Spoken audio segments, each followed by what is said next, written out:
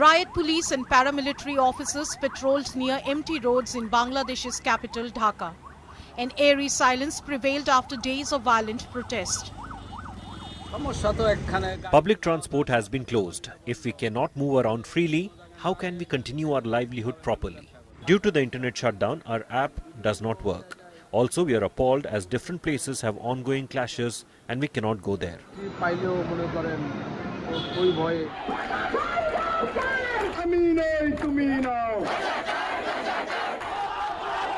The city and the country has been rocking over quota war waged by the students for nearly a fortnight. They are angry because Bangladesh suffers from high youth unemployment with nearly 32 million out of work. Students want abolition of a quota of 30% reservations for the families of freedom fighters in government jobs. Police raided the main opposition party's headquarters, which led to student protesters announcing a total shutdown of all but essential services. If we see the current situation of Bangladesh, I don't think children of freedom fighters have the age to qualify for the job. They are too old for the job. I don't think the grandchildren of freedom fighters should get a quota of jobs, as one generation has already had the chance to take the quota. However, we are not asking to abolish the quota system. We are talking about reforming the system. The conciliatory tone changed as soon as authorities opened tear gas and fired rubber bullets on 17th July. Students were protesting with empty coffins to represent the people killed in clashes. We are ready to be killed right now. If they want to kill us, they can do it. We were always ready for discussion. But now they will need to take any decisions only after killing us. We were returning after the funeral. We were leaving campus. They set off sound grenades, blasted homemade explosives. If the administration does not want to cooperate, how will the protests remain peaceful?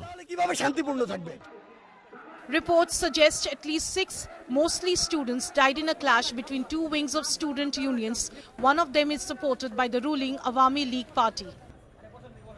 After 2 days of clashes, the University Grants Commission urged all public and private universities to close until further notice. Dhaka University, which was at the center of the violence, has suspended classes and closed its dormitories indefinitely.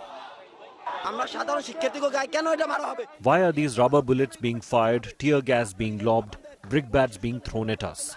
Why would the police beat students? They ought to be friends of people and students. Why is police force against us? We want proper justice.